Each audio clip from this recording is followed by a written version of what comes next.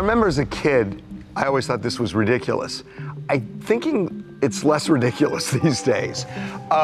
Freezing your body after you die, cryonics. The idea is that when they find a cure for what killed you, they could bring you back to life. The possibility of life after death is explored in Phoenix, Arizona by the Cryonics Society. They propose freezing bodies in cold storage capsules. They believe that cryobiology, the freezing of biological matter, is the answer. Living in New England when Ted Williams died in 2002 and they froze him, it was a really big deal at the time because, for one, you're dead.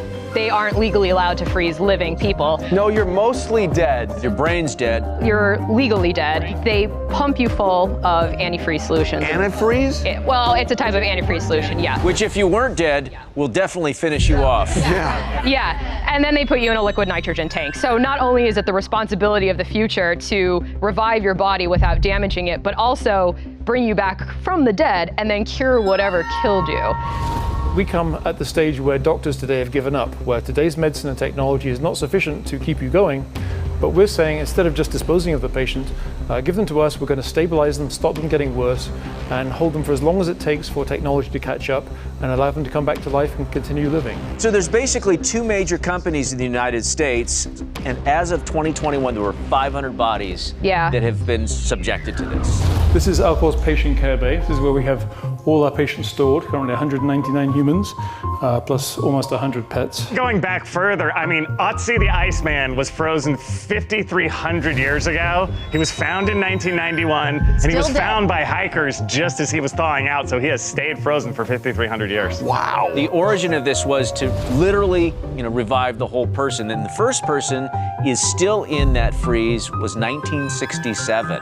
So there is nobody that has successfully been awakened. No, their bodies are already damaged. The problem with freezing, and this is why it's just not going to work, is because your red blood cells, for example, are in a water solution. So, and your body's mostly water. So when water freezes, it becomes crystallized and it will puncture all of your cells. So they're already gone. They're already dead. They're unrevivable at this point. And they do take the blood out. When people talk about cryonics, they often say, well, you guys freeze people. And that's not really accurate because freezing really implies the formation of ice crystals. And that's something we want to avoid because ice does damage to cells. So we don't want to freeze the patient, we want to vitrify them.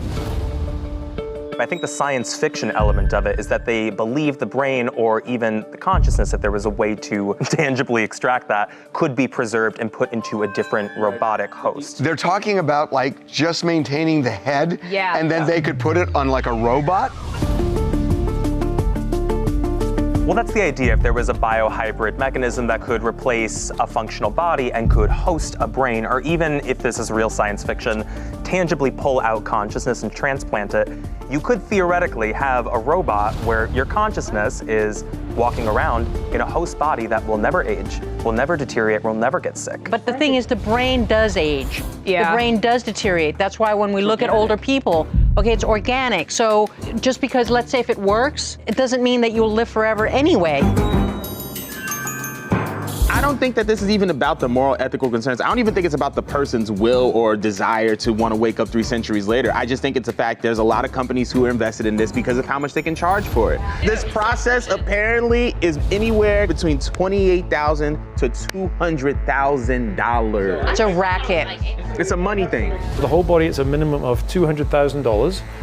Which if you look at the cost of open heart surgery is really pretty low. Well, oftentimes they'll have an estate set up as well to sort of pay for the long-term storage of the remains. So you have to pay yearly? Yeah. Of course. So this is like public storage where if you don't pay monthly, they defrost you? If you want to know something really grim here, the majority of the companies that kind of cropped up in like the 60s, 70s, 80s in cryonics, a lot of them went defunct. So a lot of these bodies had to be defrosted. They just defrosted it? Because they legally can't keep them above the ground. Ultimately, I feel like this is just another human manufactured way of sidestepping something that's a part of life, which is death. Yeah. It's another way for rich people to spend their money. Yeah, because I don't got $200,000.